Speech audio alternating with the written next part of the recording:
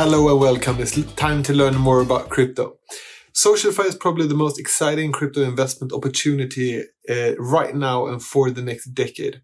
We will cover the SocialFi investment thesis in the next video. Today, we're here to discuss and discover Friend Tech, the latest innovation that is currently trailblazing its way forward in the SocialFi space. So let's jump into it and see what Friend Tech is all about. Okay. So this is Friend Tech, the latest innovation in the SocialFi realm. Please be informed, however, that SocialFi is at a very early stage of development. So we should deal with all the projects in this space as experiments that have a very high chance of collapse. Nevertheless, to predict the future, you have to understand history. And that way you can sort of anticipate trends. That's why we're excited to cover the latest innovation in the SocialFi space, to see what we can learn from them and how we can gain clarity on what might come next. Okay, as you can see here, your network is your net worth. So your network holds considerable value in today's digital age. Friend Tech aims to provide a user-friendly platform that enables individuals to monetize their network effortlessly. To begin, all you need to do is to connect your Twitter account. Then using a Web3 smart contract, Friend Tech will establish a system called a share, or they will create a share based on your profile. I think that they might have renamed this as of today, August 23rd, to Key. But so based on your Twitter identity, a share can be issued and anybody can buy that share and become a shareholder. You may even receive access to an exclusive private chat rooms. This might sound surprising, but let's dive deeper into understand the intricate details of this innovation and of this concept to see if it's sustainable and if it's worked. So as we can see here, if we head on over to Messari, they've had some really impressive growth for such a young app, taking over the NFT volume and market. It's also built on Base, which is noteworthy. Base is a new chain of Coinbase with roughly 100 million app users. That might be a subject for a follow-up video. But as we can see here, if we compare Friend Tech to Ethereum and NFT platforms, Friend Tech is actually leading in total transactions and number of unique buyers. The volume is still bigger on NFT platforms, but with a considerable volume of 13.25 million just in, the first 24 days. Very impressive. And here are some other stats. So if we look at June, we can see the same exponential adoption after a few weeks. But what I think is really the key here is what are the key ingredients that explain this success? Can it continue? And is Friend Tech the next Facebook or SocialFi app? That remains to be decided. So let's look a little bit more at the backend and the backers of Friend Tech to see if we can get a bit more of an insight. Okay, so if we look at who's actually supporting Friend Tech, something interesting starts to emerge. They're definitely backed by big money. So Paradigm has invested, and Paradigm is one of the most influential crypto VC funds that there is. Paradigm founders were also part of the core team of Coinbase, which is noteworthy and of importance as we might see this ecosystem grow. So this is why that piece of information can be very interesting for you. Paradigm is usually involved in projects that are doing massive airdrops like Blur, DYDX, etc. This is their strategy to accelerate the growth of the first users. So Friend Tech is no exception, and they are very straightforward about it. You can even see it if you open up the app in the right bottom corner, you will see the icon for an airdrop. So a strategy that Paradigm has used before, and that it looks like Friend Tech is definitely adapting. Okay, so far we've looked a bit at the project, a bit at the initial traction and data. We've also looked at where the money comes from, who's backing them. Let's look a bit at the industry at large to see what we can learn from that. So are they the first to attempt to monetize network or to tokenize human activity? And human tokenization is an old dream, and they're not the first. which could be a good sign since it makes them likely to learn from errors of their predecessors, which might lead them to be more successful as a result. The last really serious candidate that we could see in the SocialFi space was BitCloud. They raised over $200 million but failed and pivoted to an infrastructure company now called DSO. So it's clear that it's a big challenge and that there is quite a lot at stake. If we look at BitCloud, we can definitely see some trends or some similarities in how Friend Tech has designed their approach.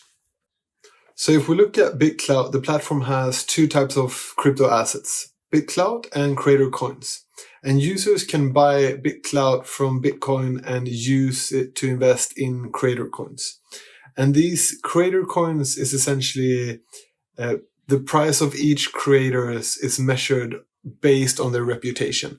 So it's quite a similar mechanic working here as what we can see in Friend Tech. When you connect your Twitter account on Friend Tech, people are able to essentially invest in your shares. So if there's more people buying shares from X Twitter account, then the price of those shares will increase.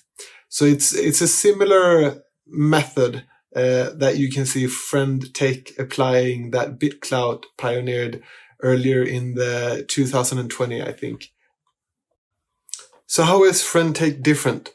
First, let's break down the challenges that any SocialFi project is most likely to face. So the first challenge is we have to make an implied value based on your digital identity. And digital identities are long to create from scratch and really hard to evaluate based on something like wallet transactions. This is where the Twitter Connect becomes an ingenious way of solving the first challenge. So cool, let's connect your Twitter. It's simple and it's perfect in the sense that that's how they solve the puzzle of not starting from scratch and create instant value from day one. So that's one of the keys here. There is value creation from day one using the Twitter Connect, which is a seamlessly simple and small action for the user to take. So there's a very little threshold of entry for that value creation to happen. Okay, so that's how they solve the first challenge. But what is the second challenge? So the second challenge is what is the value of a share, or now a key? And the straightforward answer is a bonding curve. So what is a bonding curve? A bonding curve is the correlation between price and supply, and it's fixed pretty much. So the more supply there is, the more people that mint a share, previously called a share, now called a key, the more people that mint/buy a share/key in an account, the more the price goes up. And it's quite an exponential curve. So here we've tried to illustrate an example. Often in the crypto space, when we say buy, when it comes to NFTs or when it comes to interacting with a smart contract, buy often mean mint, and sell often mean burn or sell to a secondary. But buy/mint means that the supply is increasing, whereas to sell or burn usually means that supply is decreasing. So if we look at an example here, say that DJ God create an account on Friend Tech, then a share is created. And that share can be bought by Marlon, as we see here, the beautiful dog. So Marlon, buys a share of the DJ God for 0.01 ETH. Now, if DJ God is somebody that a lot of people might want to have in their network or have access to, then more people are most likely going to buy shares from the DJ God's account, which means that for each additional share, or now key, the price of the token is going to increase. So you can see that in this graph that we've tried to plot in the middle, where you have the token supply being at 1 point to the current price. So if you look at this purple box, you see on the left side of the purple box, you have the initial sort of supply and the current price. And as 10 more people buy the shares or keys, then the current price increases for those tokens. So I hope that clarifies it a bit more. Okay, so on to the fourth challenge. And I alluded to it a little bit in the previous one, but it's about sustainability. So how can they ensure that these high profile are actually up for engaging with the people that buy shares from them? And it's quite an interesting fair revenue sharing mechanism that goes on here. And I gotta say that very few actors in Web3, but definitely Web2, like there is no revenue sharing that is a 50-50 split. So it's quite generous. So it's 50-50 split on the trading fees, and those are redistributed to the profiles.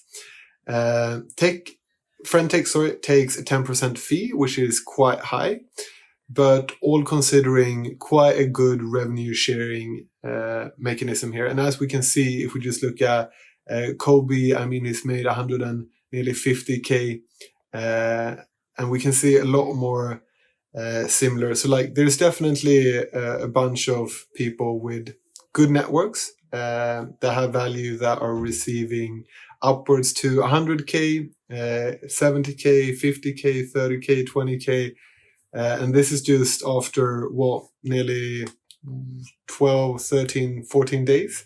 So it's quite interesting, and this part shows some promise. Okay, so now we've covered what I would call some of the four main challenges. The other big one, if we were to add one to it, is the fifth challenge of virality / hypergrowth / onboarding huge amount of users very efficiently. And this part they have succeeded quite well with. So how have they succeeded with this? Well, if we break it down, one of the first things that becomes very obvious is that it's an invite only. So the fact that you sort of create this scarcity by gating has been proven to be very successful in the past, and once again works quite well for Friend Tech. As you can see, when you can only join it by being invited, and then as you get into the platform, you get invite codes so that you can refer your friend. So this creates sort of like the VIP club where you always need to know somebody to get in, and it creates a network effect where good people with good connection nearly becomes like nodes in a network. So kudos to them. This part they've done well, and this is something that I think a lot of other projects are going to replicate going forward. People have already, this is not something new. So arguably Friend Tech has stolen with pride or borrowed this growth hack from its predecessors. But this part is probably the most noteworthy part, at least to me. And this is something so many more actors in the space can take advantage of and do. So this is another example of a remarkable thing that contributed to the popularity of the platform and its composability. So in this context, the share system stands out as a noteworthy smart contract, which is openly accessible. As a result, anyone can view the total numbers of shares ever created.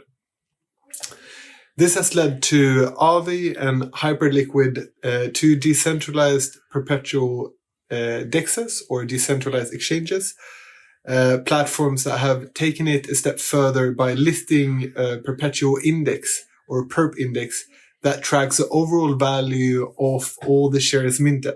So this is a great example of incredible composability. And we need way more of that in the crypto space and way less of the copy and paste that we can sometimes see when a good project comes up with something, copy their entire GitHub and open up a new repository. With that said, in this case, the trend is the epitome or the maximum of aping, right? So this is a perp on a currently speculatory asset. It's important to note that it primarily revolves around speculative activity, which we strongly advised against speculating in this area as it's highly unpredictable and the funding rate is significantly high. But it's a great example of fantastic composability, something that I would love to see a lot more of in the industry. Okay, so moving forward, looking at the team. So the team is Anon, or Anonymous as we call it, and according to the few research available, not the best track record. So Nix.eth on Twitter found out that the same team launched Kesoto is Kawaii end of 2022. Sold a bunch of wearable NFT stickers, had users spamming referral codes, hyped and pumped, and then it just disappeared. So as always, when you have Anon teams, be a bit extra careful, never put too much money into it. If you want to play around with it and test it out, by all means, but be careful. Anon teams are a bit of a red flag in a lot of cases. Okay, so we're getting nearly ready to wrap this up. So Friend Tech reminds us a lot of step in for the people that have been in crypto for a little while at least. So stellar initial growth followed by a deceptive experience because of unsustainable business model in the long run. So the clear case for adoption here is most likely greed. The level of utility is quite frankly too little. The final product is very poorly done. Beside the playfulness that they have really succeeded with, the system is really not the user experience and the user interface is not great. So to conclude, there is a lot to learn here. Intellectually, it's stimulating, and we believe it can fuel the next wave of innovation in SocialFi. We think, though, that it's unlikely the project succeed in the long run because of its unsustainable business model and the rapid growth, sort of a victim of their own success.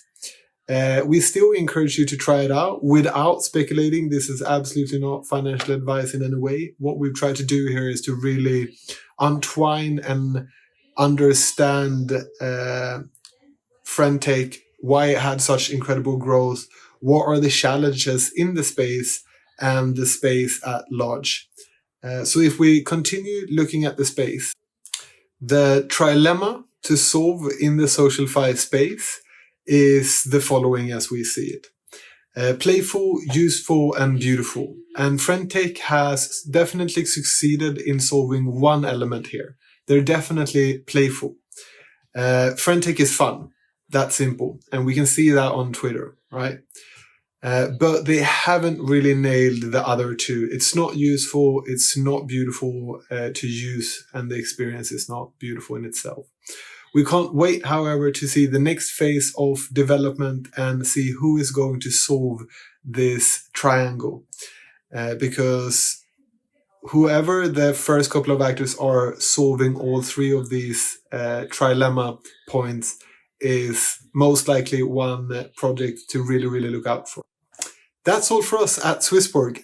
We definitely believe in the SocialFi space. It's most likely going to be where the next couple of hundreds of millions of users are going to onboard into crypto. It's an incredibly interesting space that might dominate for the next decade. And it might be that SwissBorg is looking into some of the projects that we believe can solve this trilemma that we just looked at.